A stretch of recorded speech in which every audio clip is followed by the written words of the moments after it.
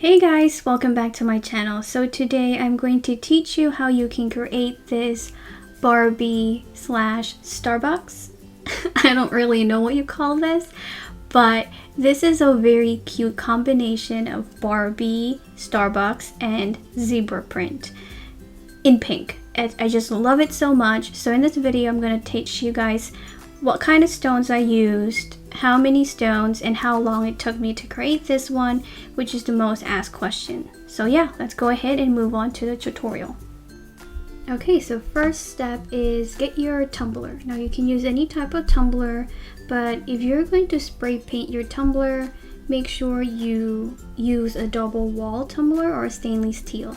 I get a lot of questions like, oh, isn't spray paint very dangerous or toxic? No, as long as it's outside. You don't paint the inside. And as you can see, the paint is only outside. And as long as it's not touching your drink or anything like that, it's fine. So you can use acrylic paint or spray paint. It's up to you, but make sure you have to seal your paint no matter what you do. So that way it doesn't really chip easily, but the glue on top of it that you're going to use for the rhinestone would help a lot. And the second step you're going to do is you're going to have your stickers. So here I have the Barbie stickers. I use my Cricut machine and I have a zebra print. Now the zebra print, it's really up to you, because the good thing about animal print is it could literally be anything. It's very random. There's no print that's the same. So that's the good thing about animal print, is you could just do it randomly. So I used black vinyl. You can paint it if you want. And the next one is, of course, I have my pink Starbucks logo.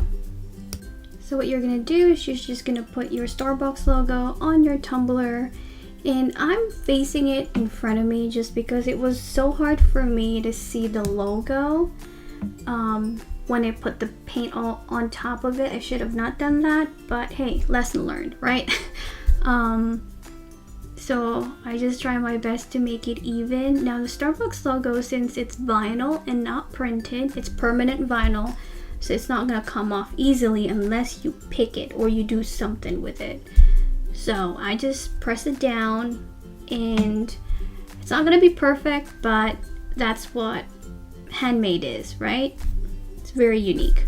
So there you go, I tried my best. You don't have to worry about the white part surrounding it, because we're gonna put a silver rhinestone on top of it.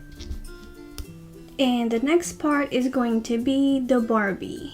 Again, this is all I'm using is permanent vinyl, because if you use sticker, it's gonna come off and it's gonna peel off, and I had bad experience with it, so I would recommend permanent vinyl. So over here, you're gonna go ahead, put the Barbie on the other side. It doesn't have to be centered. Make it as centered as you can, because when I put mine, it wasn't as centered as I thought it would be. But hey, I really don't mind. So I just put the Barbie here. If I had to change one thing, I would probably put the zebra print first and then the Barbie on top, because I had a problem with the zebra print. I have to cut it so that it doesn't land on top of the Barbie print, but I'll show you later. So just put your Barbie print, press it down, making sure that it's pressed down properly, and you just peel off the transfer tape. Now if you have a good transfer tape and your paint is good, you should not see any chipping. I get a lot of messages saying that their paint chip. Well, that's because either your transfer tape is bad, or you press it too much, or your paint hasn't fully cured. Okay, so now let's move on to zebra print. So as you can see, I kind of skipped the first part just because I was like very unsure where I wanted to put the zebra print, and I had to cut them, because the print that I actually did with my Cricut machine, I couldn't just take everything and wrap it around my tumbler. It's hard to explain, but trials and errors. So what I do is I just take every stripe and just put it down one by one. Take every stripe, put it down one by one. I cut it if it's too long. I cut it I make sure that I placed it wherever I want to place it. Just like I said, there's really no rule to what your zebra print should look like.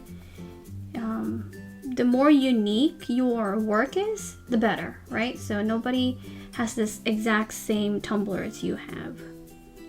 So I'm gonna go ahead and fast forward this part because this part took me a long time. And oh, I think I forgot to mention earlier is that the vinyl that I use is 651 Oracle permanent vinyl. You can use whatever permanent vinyl you have. Make sure don't use removable because those come out easily. Use the permanent vinyl. And then once you place all the permanent vinyl in place, let it sit for, I would say, 2 hours.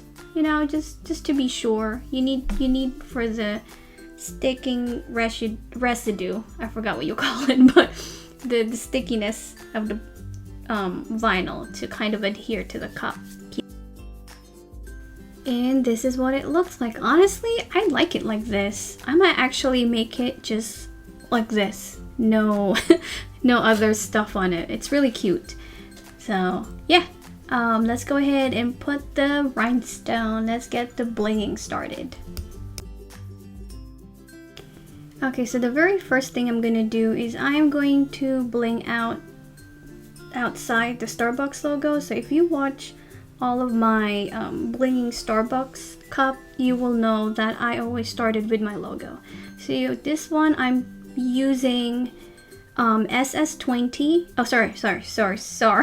I'm using SS12 in a size, so it's called 3mm. SS12 3mm. This one is called Bling Me, and I'm gonna put some the name on the screen so you know which one I'm talking about. And as you can see, I put too much glue. Don't do what I do. It's a mess. But the good thing about it is I'm good at cleaning it up later on. So, but if you're a beginner, I would recommend do not put a lot of glue because you're gonna have a hard time cleaning it later on.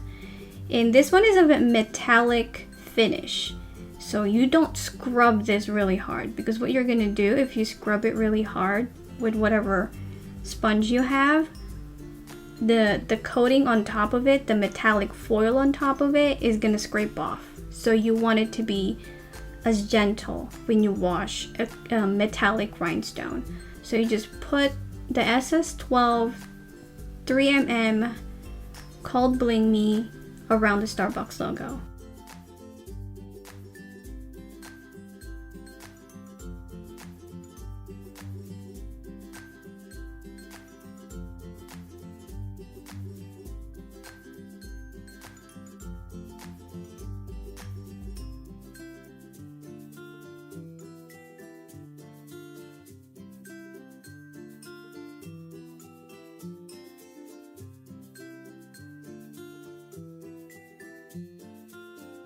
Alright, so this is what it's gonna look like, and now let's move on to the Barbie. Okay, so for the Barbie part, and as you can see, it's a white permanent vinyl, and right now I'm using still SS12 to kind of do an outline, but I'm using the smallest one that I have with me is the SS12. And the color for the Barbie is the same thing. It's called Bling Me, so it's a metallic silver. And what I chose for my background color, which is a pink, is called GLAM. So again, I'll put all the name and the size I have somewhere on the screen. And I know a lot of people ask me like how many stones did I use.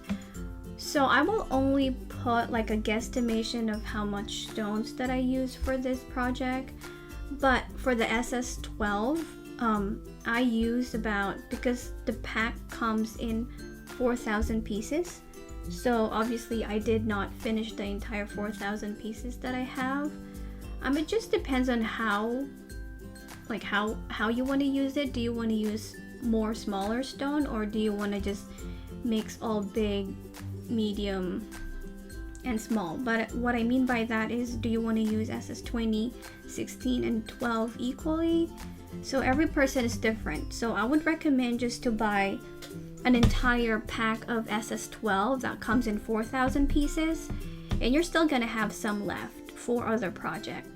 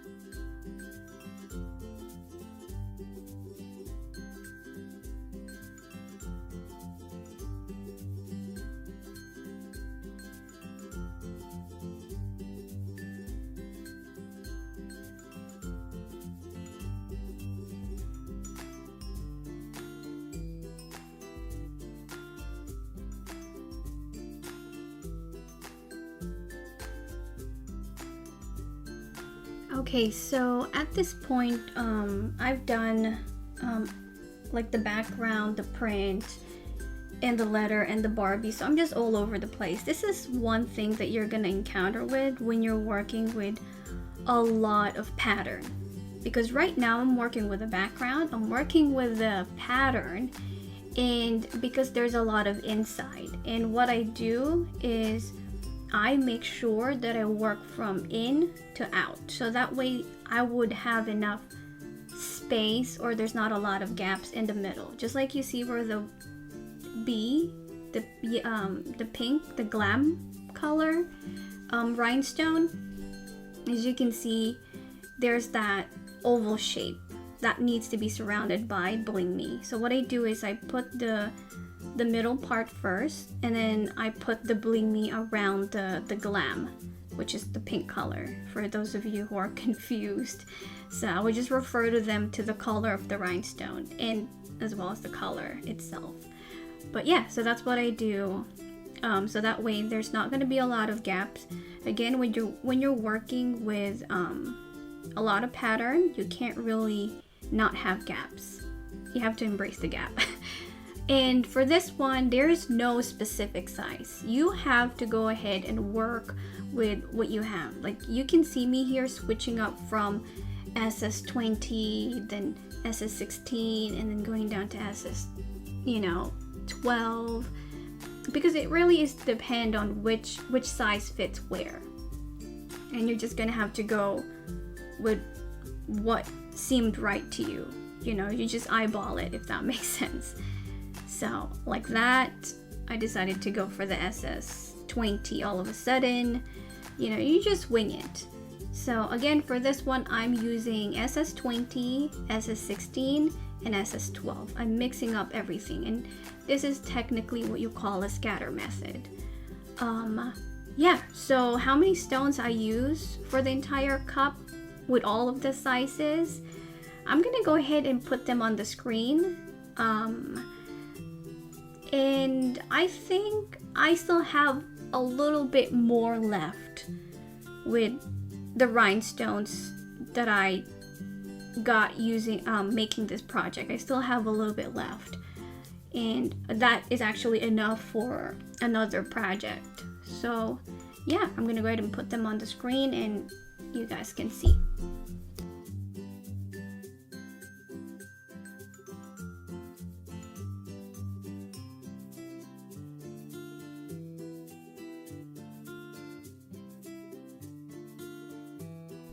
Okay, so this is what it looks like.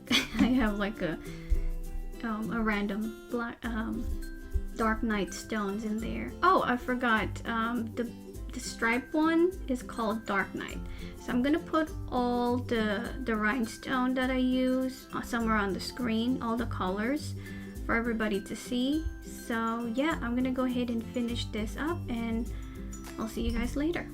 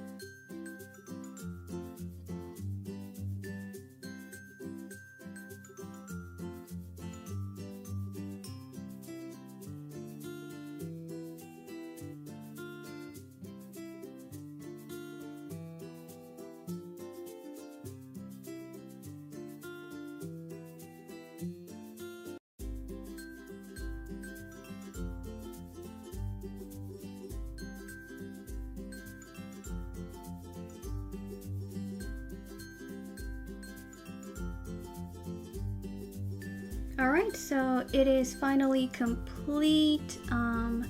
So all the information that you will need creating this tumbler is going to be down in the description below. Go check it out. I'll also put the link, the name, and how many pieces I used and how long it took me. So yeah, I hope you enjoyed this video. If you did, please give this video a big thumbs up and do not forget to hit that subscribe button down below, and I'll see you on my next video. Bye!